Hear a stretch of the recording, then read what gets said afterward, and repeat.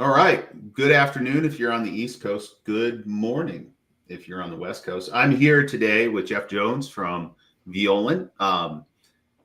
If I'm going to make a grand assumption that if you don't know who Violand is, you're either new to the industry or have just been asleep at the wheel for a long period of time because you guys are freaking everywhere. But I appreciate just in case people don't know, tell us, who is Violand? Yeah, I will make certain that Chuck Violand watches this since I'm in charge of his marketing department. So that says that maybe we're doing a pretty good job of getting the word out there. So I appreciate that intro. Yeah. Violand Management. We've been around, I should know this better, probably 38-ish years, primarily in the disaster restoration world. Primarily, we do coaching. Your business is at point A and you want to get to point B. We figure out a plan to do that and then execute and hold accountable and guide and provide tools, data analytics, whatever you need. And then, of course, the professional training services. So at this point, between the three countries that we are currently working in, we are the largest advisory services firm in the world to the disaster restoration industry. We also work in a few other industries that are out there.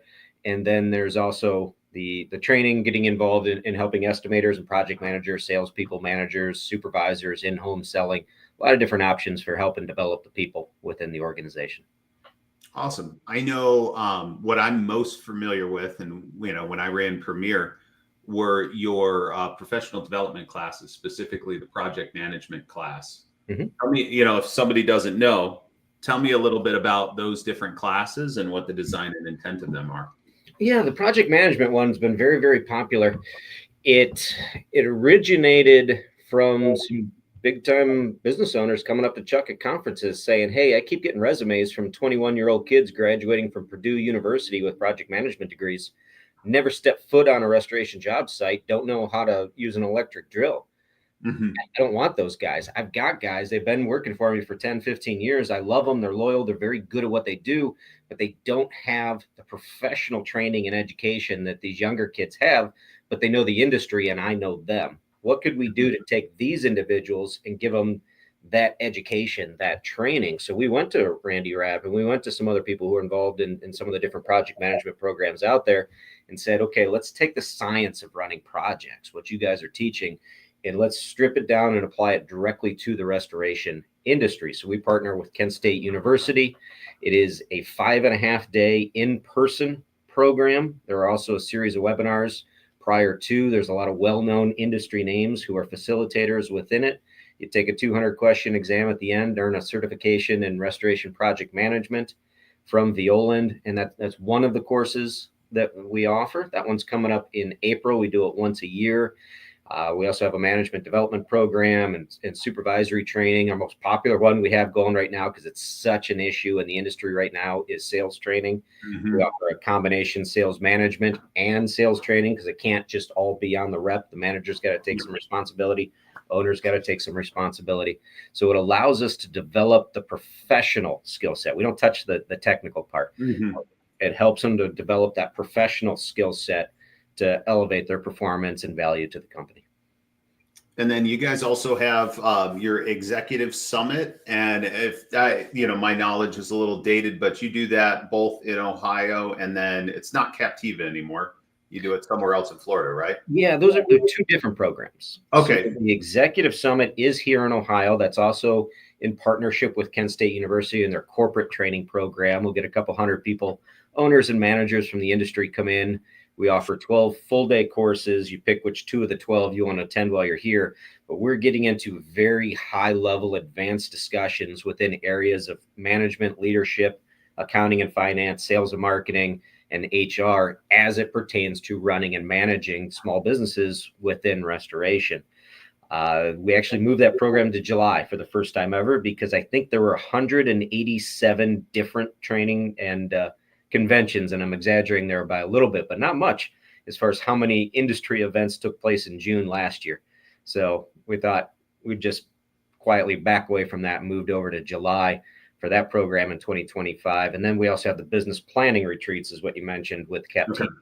Unfortunately, a couple of hurricanes have beat that island up pretty. There's a great article in CNR magazine this week from one of the guys who went over and restored the church on Sanibel with it. So we've actually moved that program to Charlotte Harbor, just north of Fort Myers, and that's the business planning retreats. So we do one in October in Canton, Ohio, and then we do 2 back-to-back down in Florida. There's a little bit different in how we conduct them and who they're designed for, but it gives you a chance to come down and put a strategic plan, a marketing plan, and a financial pro forma together for the following year. Awesome. And then that's not all, right? You guys do other stuff too. We stay a little busy. Yeah. There's in-home selling has been a very popular class that we offer now. And that's for somebody who is traditionally on the operations side, whether they're a technician or an estimator, and they're tasked with getting the signature from Mrs. Johnson in the living room, helping them increase closure rates and upselling when appropriate and selling additional services without coming across as slimy or sleazy and all the stuff they don't traditionally like about sales. We do an estimating class, very, very popular. So it just comes down to if you have key individuals that you're trying to get help for, we offer programs for that. And then, of course, the advisory services is going to be the biggest piece of what we do, and that's working with you one-on-one. We have 9 full-time business coaches now, Violand employees that work primarily in the industry, and they all have a variety of different experiences and strengths. And as a team and individually, they're going to work with you to help you accomplish what it is that you deem areas of the business that have opportunity for improvement. And then you also have your online LMS, right? We do. It's now part of what we call the V Street program. What we learned was after doing this for 38 years, we build content. Just wake up in the morning and basically do content. It's part of, and you know this very well from being in a similar situation, that you develop all of this stuff. And what ended up happening was some of the stuff is on Scott Tackett's computer, and some of the stuff is on Chuck Violand's computer. Like, hey, do you got a form for this? So we actually got smart about it and built an online platform, a resource center for restoration small businesses, where all of that stuff that we've created, all of the forms and documents and job site checklists and marketing materials and job descriptions and org charts and all of that, it's now located in one place. It's downloadable, it's customizable, and we put our LMS program called the Violand Institute, which is 3 different tracks. You have courses for frontline employees, courses for key decision makers, and then about 175 sales training videos on there. First 2 get CE credit with it as well. There's downloadable material and testing, but it allows you to get professional training on your schedule. So they're on demand. You sign up and take the courses and pass them and download your certificate and start building out some wealth and knowledge and ability, again, to provide additional value to your employer and your company. And not that I'm suggesting you need to do anymore, but is there anything else that we haven't discussed that you guys have your fingers in? There's always stuff going on. And again, when you work with very talented people and you've worked with a lot of talented people over the years, there's always new ideas. There's always new ways to innovate and come up with better ways of delivering. Look, the content and the stuff that a consultant, whether you work with us, you work with one of the other consultants in the industry, it's not like anybody has a silver bullet that nobody else has access to. Of course, we're all got pretty similar information. It's the delivery method that goes out there. And so you tinker with that delivery method of how can we take this and get it to you so that you can implement it and you can utilize it and monitor it and learn and grow from it in the best possible way. So we're always trying to develop something new to make our customers' lives a little bit easier. Awesome. Yeah, I always say it's like going out to dinner. Like choosing a consultant, it's like, do you want steak? Do you want Mexican? Do you want sushi? Oh, what's your budget? Maybe you can only afford McDonald's, right? But there is a solution for every flavor and every budget out there in the landscape. And I think from me to you, I think that Violand does an incredible job of working together with everybody to the benefit of the industry. And for me, that shows up not only in the content and the services that you provide that, you guys transact and have dollars on, but also in your efforts to support the RIA. If I remember correctly, you're on the membership committee, right?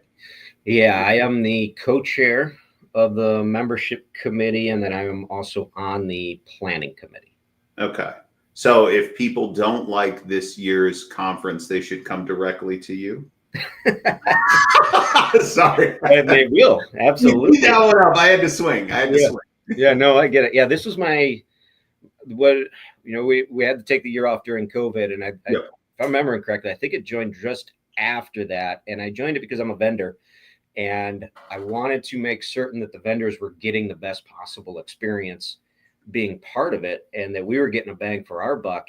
And it really opened my eyes to how big of a this thing's when we finished, and when we finished one, the next meeting is the next week, and you start putting everything together for the next year, and you are just slammed the entire time. And that is a really fun committee to be part of. And all of it, when we're looking at what those presentations are and what are the topics that are going to get discussed, we're not making that stuff up. That's not coming from the committee members. That is coming from the feedback that we're getting from the participants on where they're looking for help and trying to arrange the best possible speakers to cover the topics that our members are telling us, hey, this matters. And this is the type of stuff that I joined RIA to learn.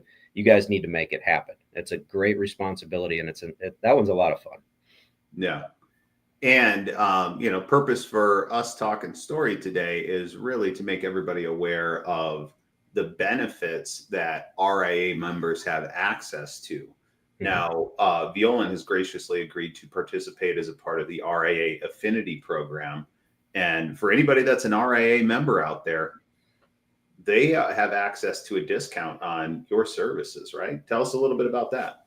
They do. Chuck Violand, founder of our company, is a past president of the RIA. The second conference that I went to when I joined this company 12, 13 years ago was the RIA conference, and it was eye-opening even back then, and it's grown significantly ever since. And so it almost felt a sense of duty to wanting to be part of the organization and support it in any way we can, because it's such a great way, whether you are what we refer to as a chuck in the truck owner operator just starting out, or you're an ATI.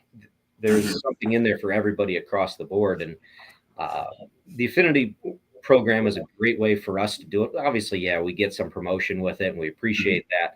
But really, it's about giving people a reason to get involved in the RIA and become a bigger part of the RIA. Don't just join it, but get actively involved into it. So all of the training programs that we offer, if you are an RIA member, you do get 10% off of the registration cost.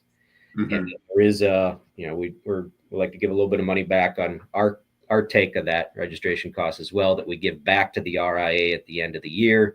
And I know there's other ones that give very sizable checks, Sunbelt and some of the others, and it goes a long way in helping the association accomplish what they need to do. We're big believers that the rising tide raises all ships.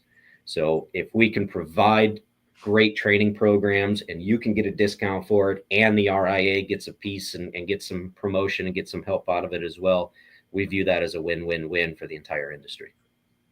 And I think for, those restorers out there who are not a member of the RIA, that is a pretty significant discount. And if you did the math, I bet if all you did was take one of your classes with the discount, you could pay for your RIA membership.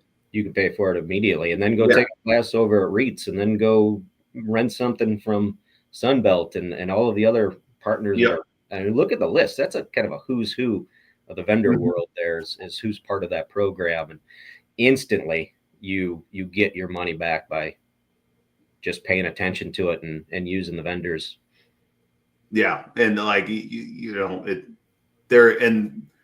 it's a very well populated list of vendors, and indirectly, I would say that a majority of restorers, whether they're RIA members or not, out there are using a lot of these vendor services and get paid to be a part of the RIA, right? Like, not only hey, cover your membership dues, but you get paid to come and hang out and chill with Jeff Jones at the conference and learn from him, right? It should be almost a profit center for you. The way that the RIA team has built this thing out, it's beautiful. It is really cool to be part of.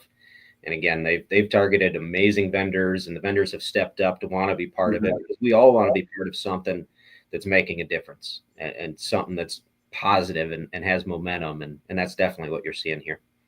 Absolutely. And in typical fashion, I always feel bad. Like, I show up on these and I ask folks a bunch of questions, and I feel like it's fair to just tee it up and say, "Hey, do you have any questions for me?"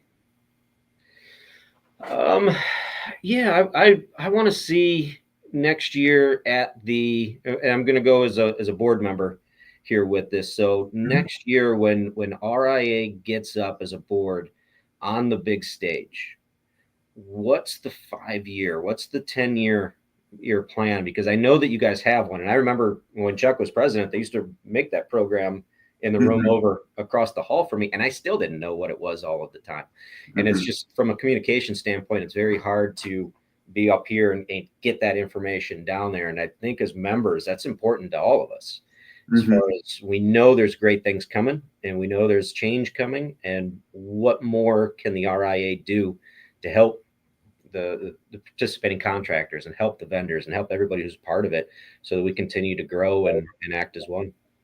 That's good feedback. I'll pick one. Like, obviously this is a stool that has at least a dozen legs that support it, and so communicating that vision, I get it. There's a lot going on, but probably the thing that I'm most optimistic for is the creation of the carrier task force. Right? You talk to any restorer out there nowadays, and they're all having issues on the carrier relations side, whether that's something as simple as just getting an adjuster to call them back, to, estimate review policies for carriers, and what they used to pay for and what they're not paying for anymore. And really the design and intention in forming that committee is to not just represent, enterprise members, but also smaller members, and creating a line of communication like we've established with, Xactimate and CoreLogic on the Independent Pricing Task Force Committee, creating those relationships on the carrier side. So then that way there's a little bit more of a formalized channel to condense issues into themes, and then have meaningful conversation with those stakeholders to try and resolve some of those issues that are really, really problematic and causing folks sleepless nights and heartburn and all of those things in their business. I think that would be huge, especially for the guys that are more of your traditional mom and pop independent restorers who don't have a lot of weight behind them. And if they do a larger job and things get held up, that's a significant strain on their business, and they just don't have the leverage that some of the biggest players out there have. And so being an additional voice for them, I think would absolutely be huge, because they need it the most. Yeah, absolutely. And I think that, sitting on the board, I can say with 100% confidence that the voice of smaller independent restorers is heard and discussed in greater detail than any other demographic of members at the RIA. Like, and I'm one of the, I call myself a recovering restorer, right? Spent 3 years, almost 3 decades in the industry, and started as a technician. And so hopefully I don't irritate anybody on the board. They don't seem irritated, but I'm usually the first guy to be like, "Hey, wait, whoa, slow down. Let's go backwards, right? How is this impacting technicians in the field, right? Like, if technicians in the field are having a better experience and they have the ability and agency to do good, then this all works. But if we miss that, then some of this just ain't worth doing if we can't check that box, in my opinion." So it's definitely always a topic of conversation. I'll tell you, one of the best changes I've seen in the industry in the 12 plus years, in the association, the 12 plus years that I've been around it, was my early years when I was on the committees didn't necessarily always feel heard. Yeah. And I never saw the leadership. When you went to the big events, you didn't see them unless they were up on stage talking. And when you go now, if you're a committee member, you definitely feel heard. You've got a voice. And when you walk through the show, you bump into the board every corner you go around. They're there. They're actively seeking out individuals to try and get feedback and have these types of conversations. And that is, I don't think you see that at most shows and most associations. They're pent up making big, important decisions, and I get all of that. But the board at the RIA now more than ever really goes out of their way to be accessible and to hear the voices of the people they're representing and weigh that in on decisions that are made. So you guys should be definitely appreciated for what you guys are doing and commended.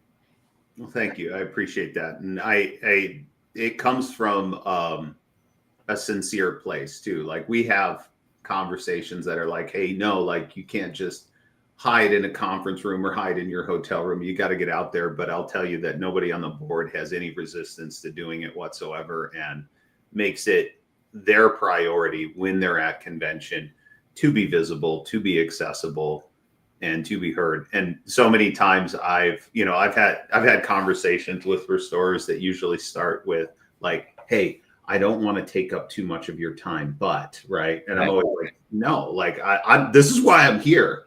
And like, I'm a dork like the rest of everybody out there. And if you want to get nerdy on pricing or something, like, I'm here for it, man. That fills my cup. So I'm all about it. I love it. That's a lot of fun. And you definitely can feel that when you go to the show. No, totally agree. So if you have not signed up to attend the convention coming up, as a reminder, April 28th and 30th, West Palm Beach. There are, last I knew, there were still some hotel rooms available, but the hotel block that's the most ideal and closest is getting close to selling out. And so I would encourage everybody to get out and make their registration, catch that early bird, and then also make your hotel registration so you don't end up having to stay at a hotel that's outside of the action, right? Like, you want to be able to walk down from your hotel room, hit the bar, have a good conversation, cruise the expo, and then get back to your hotel room at a reasonable hour. You don't want to be sitting there driving across town. The early bird discount is significant. It's not $100. It is significant. And remember, last year, a lot of that was sold out. Yep. We're expecting it to be an even bigger demand this year. Yeah. And West Palm Beach, great location. Like, it's a 14-hour flight for me. I'm not exactly 100% stoked, but you know what? The East Coast. Yeah, but if you're East Coast, if you're east of the Mississippi, gravy trip. No reason to be there. Love it. Yeah. Well, Jeff, thanks so much for taking some time to tell us about Violand. Talk to us about the discount that you guys have available through the RIA Affinity program. And from me to you, a sincere thank you for everything you and your team do to help our industry and make it a better place every day. Well, thank you. Thank you for having me. Thank you for serving on the board, everything that you do, and everybody on the board for the industry. It is very much appreciated. I know you probably a lot of times just hear complaints, and I can tell you from being out in the marketplace, there's a lot of excitement for the RIA and what you guys are doing. Appreciate it, man. Have a wonderful day. You too. Thank you. Take care.